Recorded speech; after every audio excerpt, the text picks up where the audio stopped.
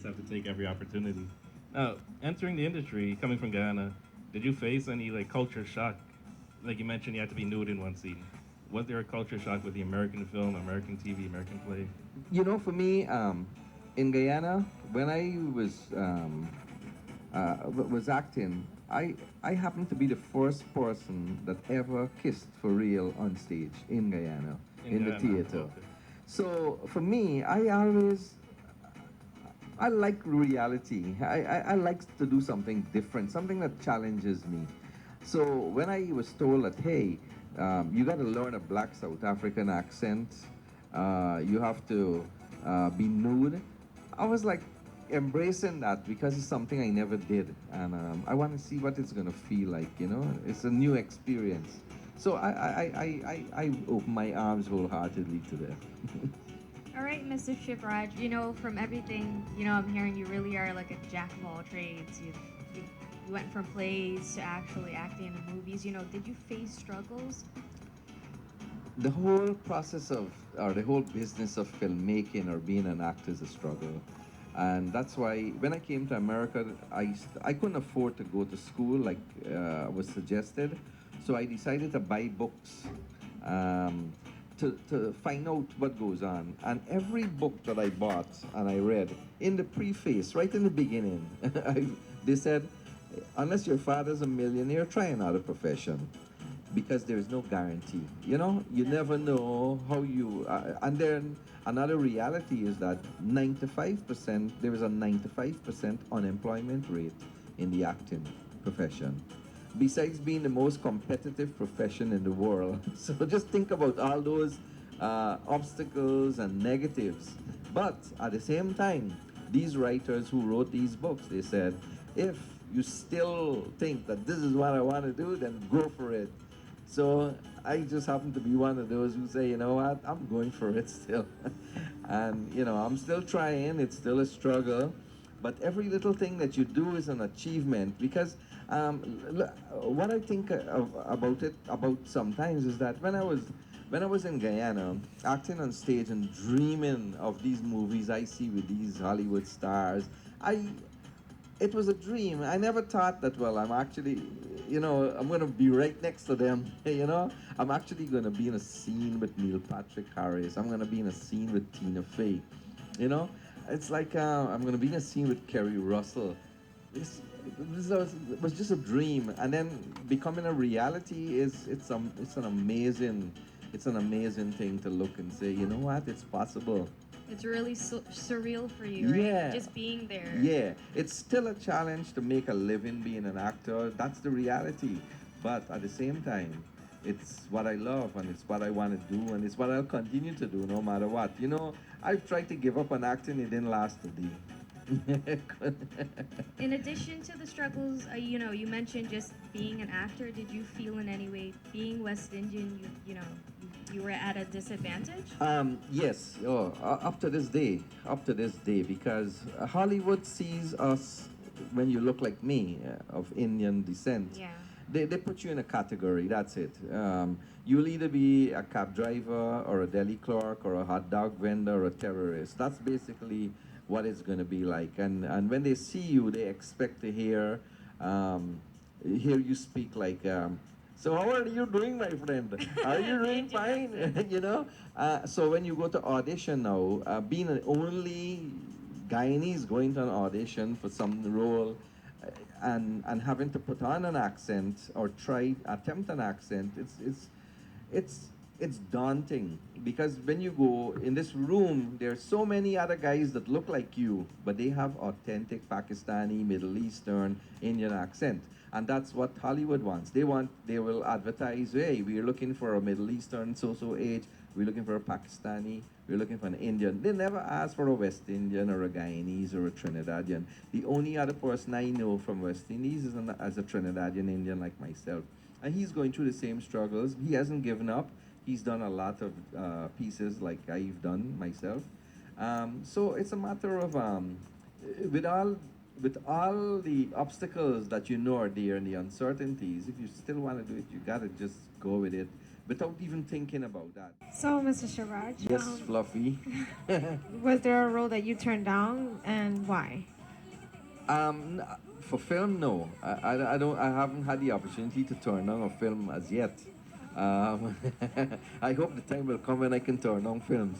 But I've turned on plays because scheduling and like in Guyana, I've been going back every year and doing. I won Best Actor 2012, Best Actor 2013, and my friend who's the producer director, he offered me the lead role for his play in 2014. He said, "Yeah, you're gonna go and win the Best Actor again," but I choose not to because my son was getting married and he wanted me to be around, and so I let it pass.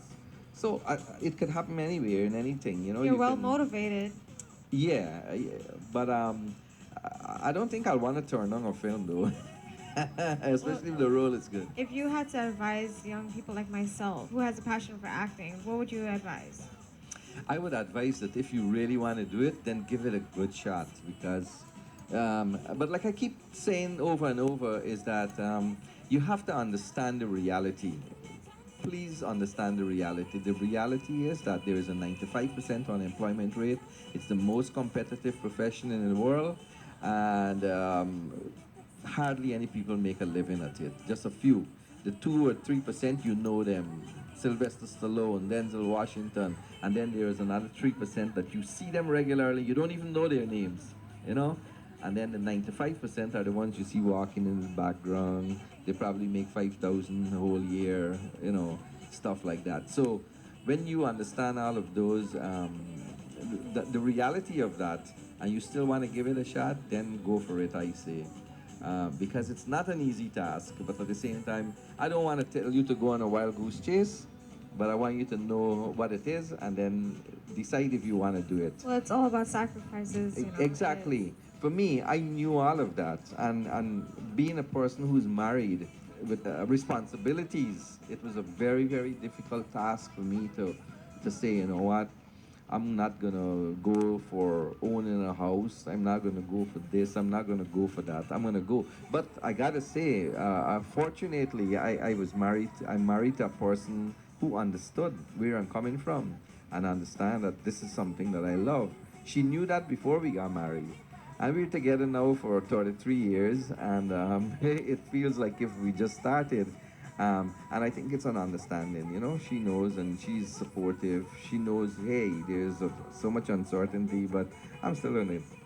Go ahead, do what you gotta That's do. great. That's great. Yeah. It's always good to have Yes, someone who thanks. understands you because it can be rough at times. Oh yeah. Oh, yeah. Right, the support at home really is important. I must That's say I'm understood. disappointed though because I'm really curious now. I would have loved to seen those episodes. But you will see couple. There are a few. There are quite a few on YouTube. One of my favorites that I watched, you had a little skit where it was a sick woman, and her husband is taking care of her. So the bottle says "shake well before taking." And, so he's shaking the wife. Yeah. It's really funny stuff. And But you know something? When we did that, we recorded that one in a studio, the one you saw. We recorded Right. it in a studio. So there is no audience laughter because there was no audience. Okay. Just imagine when it's on stage and they have 1,000 people, because we always had sold out for Laugh Till the Belly Bus.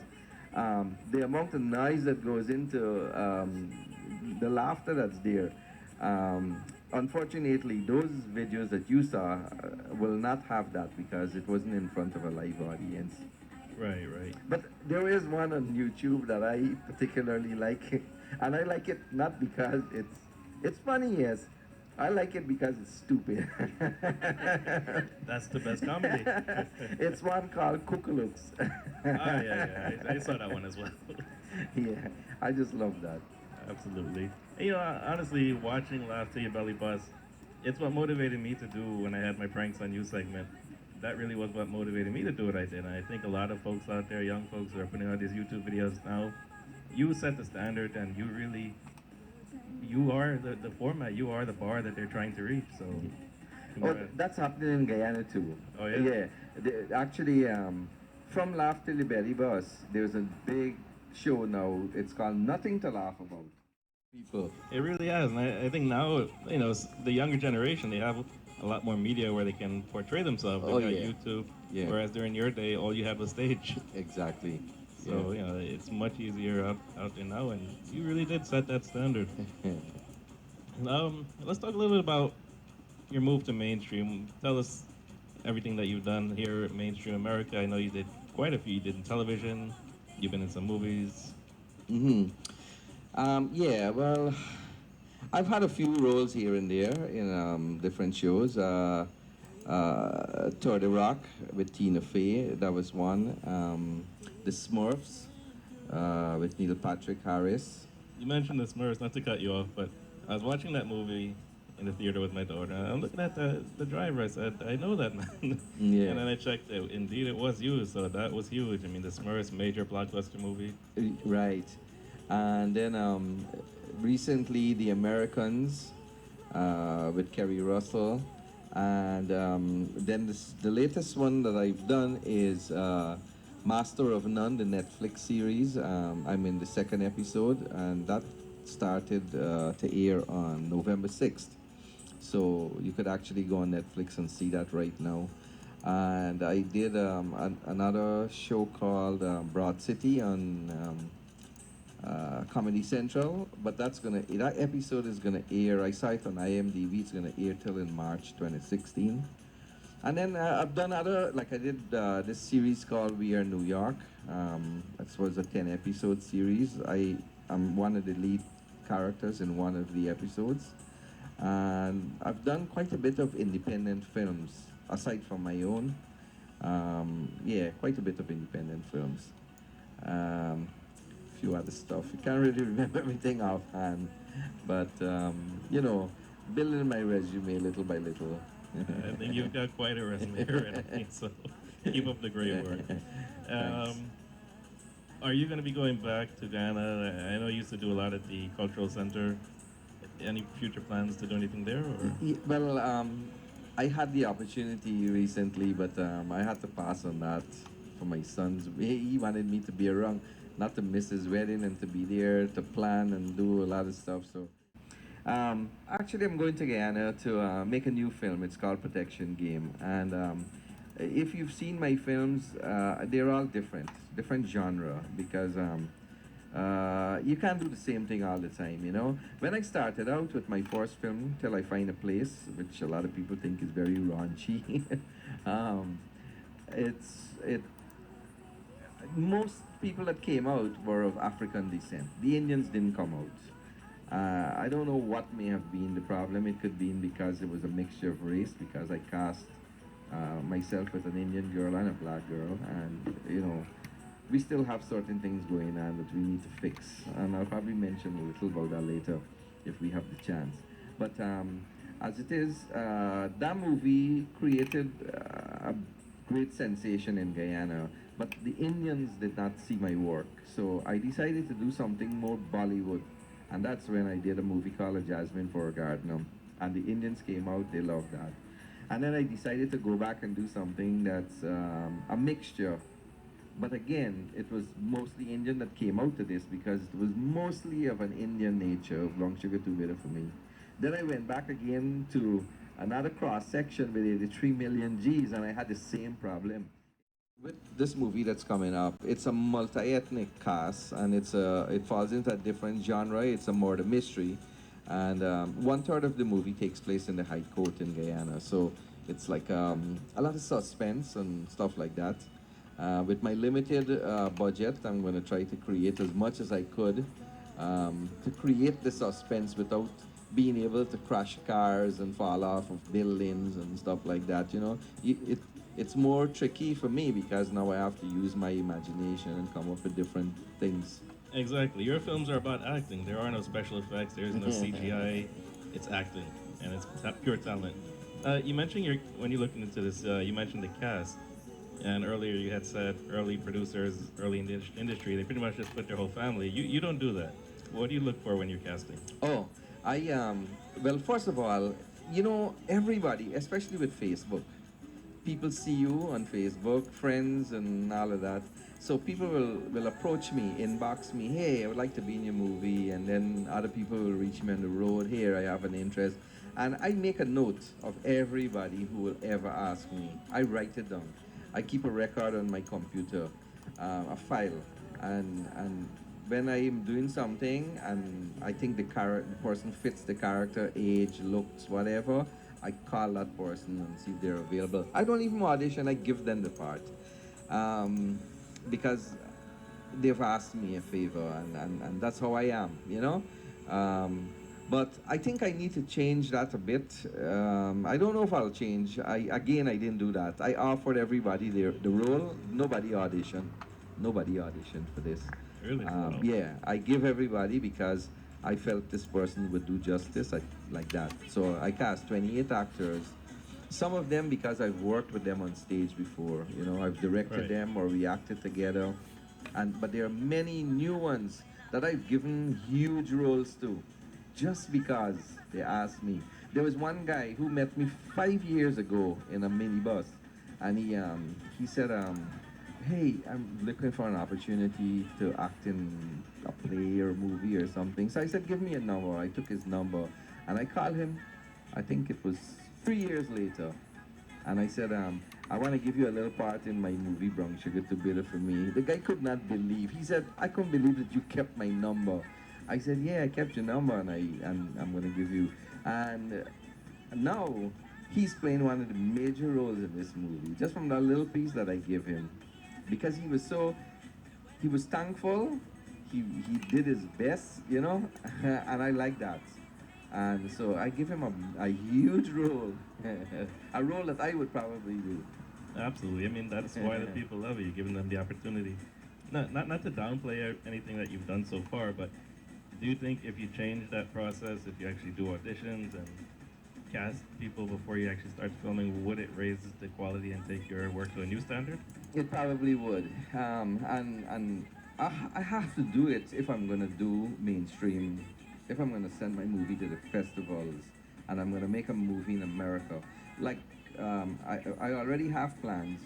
And you know, I had discussed with you already Yes. about a film I had planned to do called Tangled Dreams. It was canceled because of financing. Yes, It'll so be a learning experience for you as well, working with American actors. They're going to come with a certain expectation. exactly, yeah. So I'll probably put out a casting notice and have people submit their picture and resume and then, you know, audition. I know, for example, I'm going to need a Polish woman who's about 50. That I don't know a person like that, right? I know a lot of women. Call me. So I'll have to audition. What's in the future? What's happening? Well, I think I gave you some of the future right there. You did, you did. Protection game, Right. tortured souls in the concrete jungle, and aside from that, I have enough projects to last me the next 10 years, really. But it takes time, you know. Unlike like play, a play on stage, I could do 5, 6. I used to do 9 plays, 10 plays a year at the culture center, unlike anybody else. I wouldn't do that anymore.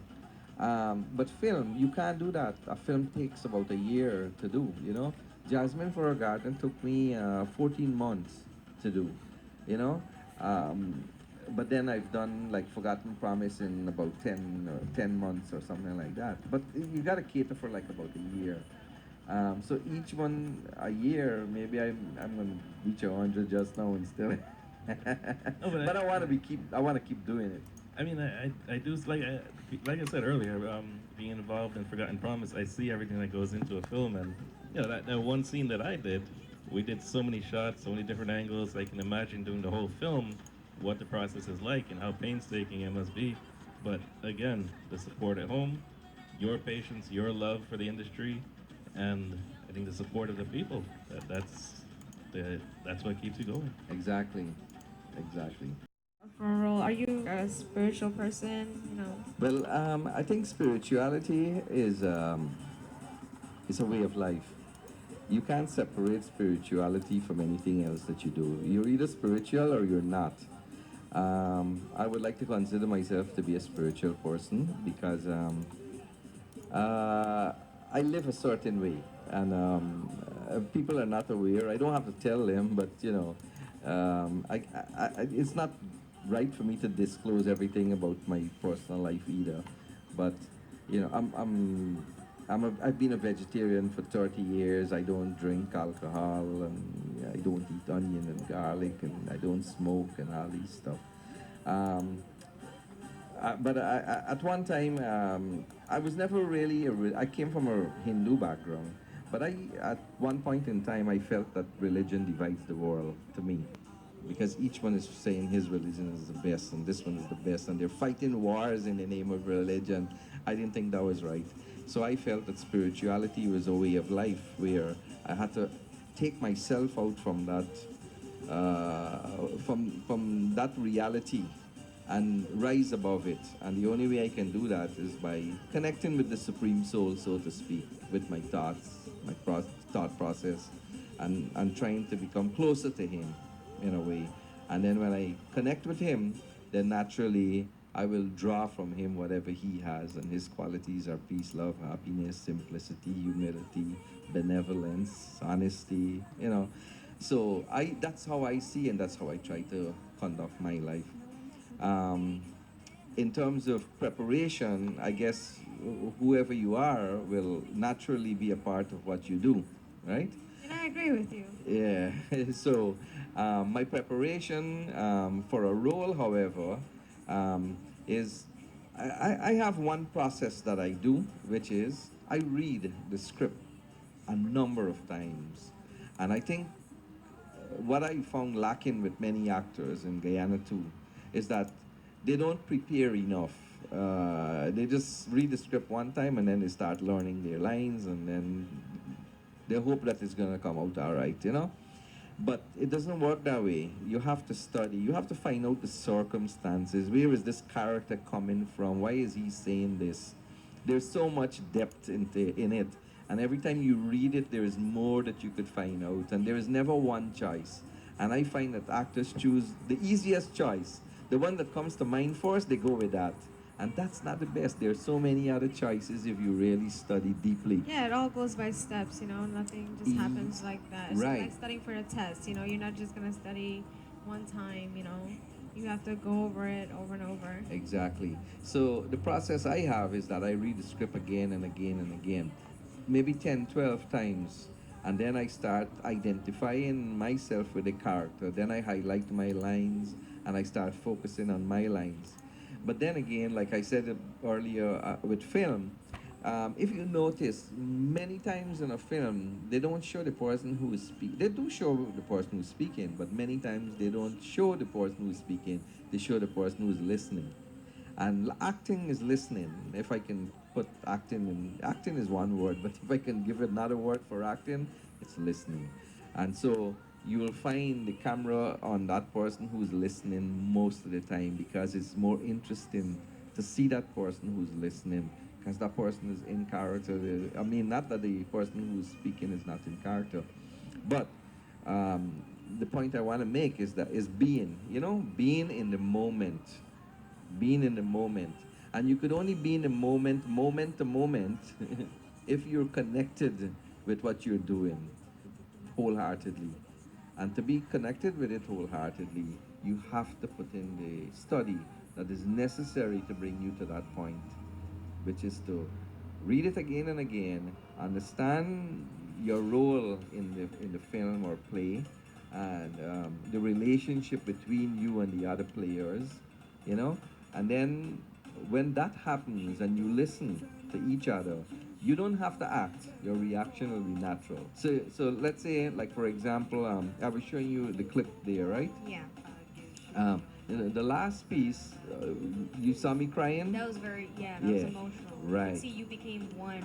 Yeah, so that now, we did that shot 4 times, and the two actors with me, um, one is my nephew, and the other one I've worked with in a number of plays. I directed him in a number of plays, directed him in film as well, and he was like, Shiv, I don't know how you could cry at the same moment every time, no matter how many takes you do. Like, how could you do that? And all I can say is that it comes from the study. Naturally. Yeah, it comes from study, because you can't fake that. You can't fake that. I actually admired, you know, I could tell that you were reminiscing from your character, and that just prompts you to cry because you Yeah. put yourself in that person's shoes. You're Exactly. remembering, and it shows on film that you can see you are reminiscing. You're there. You're that person. You're not Right. just acting on it. Exactly. Now, if I had tried to act, it would Exactly. have shown, you would have seen, oh, he trying to cry there. He trying to cry, you know? Like you said, what you're thinking reflects on film. Yeah. And Yeah. it showed that you were thinking about her. Yeah. It really hurt. Exactly. You were there in that marriage. You remember all those things, which is pretty amazing. Yeah. You're actually feeling it. Like when you're acting, you gotta feel it too. Exactly. So in other words, you're having the experience. Exactly. You're experiencing it. So the audience is gonna, and they'll relate to that. They will cry with you. If you hear her, people, oh my God, I have never in my entire life had so many messages, so many emails, so many people stop me in the road and about what Brown Sugar, that same movie, because they were pulled by that performance just drew them in. They enjoyed the entire movie, laughing and all of that. The movie is like a comedy from beginning to end, but that last scene, it just bring everybody. I remember the first day I showed it in 175th Street there. The movie finished, and I'm waiting and nobody's coming out. And then I realized nobody didn't want the other one to see that they're crying. Oh my God, Yeah. they got really invested. That's an amazing goal that you reached. Yeah. Pull them in. Real life is essentially one big eternal movie. Everybody has their role. Everybody plays a character. Exactly. We all have to follow instructions from directors. Real life is a big movie, and I guess going into movies, you have to think of it as your real life. You're becoming that character. You're following That's right. direction. Well, Mahadeo, once again, it has truly been a pleasure having you here in Studio One and on Runway Radio, Guyana Chunes. Thank you very much. I know you have a busy schedule, but you took the time out, and we really appreciate it. Before you go, is there any one piece of advice that you can give to our young people out there, aspiring actors and actresses? What can you tell them here in our community? And you face the struggles. What can you tell them? What can they expect? Well, first of all, let me say thanks to you, Jason, Fluffy, Sarah, and Roshan in the studio here for having me here. It was my pleasure. I there's so many things I would love to tell people to do, but I'm not the person to tell somebody to do. I think that we need to live and lead an example and be a sample as well. So I think people who know me will probably pattern or do something that they see from me or pick up. We should be like swans. We pick up jewels rather than pick up the negativities. And so as we go through life, we need to do something that people will cherish, people will look up to, people will enjoy, people will want to associate with you because they could feel a vibration, they could feel a positivity. And so I feel living our lives is very important to create that, not putting on an impression, but creating an impression on people's minds by our actions, our thoughts, our words. And so for me, I think what I would like to impress upon people is, or people listening, or younger people, is not younger alone, but everybody, is that we have to understand that we are living beings. We are souls. We're just occupying these bodies, playing a role on this stage called Earth. And we could play a bad role or we could play a good role. And it's important that we play good roles because the good roles are the ones that the people go out and ask for autographs and for, I want to take a picture with you. So the important thing is to let the soul, the soul, play a good role so that people will love me. Not because I want to be loved, but because they can't help loving me because I'm sending out so much vibrations of love. So that's my general thing. And for those who are aspiring to be actors, actresses, I think if you have a dream and you want to try and go for it, then go for it. Because for me personally, I don't want to reach 70 or 80 years old and sit down one day and say, I should do this, I should do that. I think that's gonna be that's gonna be like I live my life a waste, thinking back I should have and should have. Whatever has gone wrong in my life, whatever mistakes I've made, I let it go because the only way you can pass PASS is if you let the PAST go, you know, because it's already passed. You can't do anything about that anymore. You just have to move forward. And the important thing is to move forward positively by learning from whatever mistakes you may have made before. So I want to wish everybody the best and be the best. Everybody should be the best. Thank you all. Absolutely, absolutely. And thank you, Mahadeo. I mean, I know our listeners out there enjoyed it, and we here in the studio, we all learned a whole lot from you today, myself included. So thank you for all the advice and sharing everything with us. Thank you for coming here and taking your time off.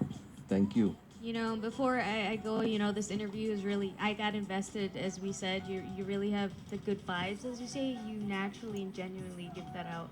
And I want to thank you. You know, it's an honor to actually meet you. Like I said, I didn't get to personally meet you before, but it was really nice having you here tonight.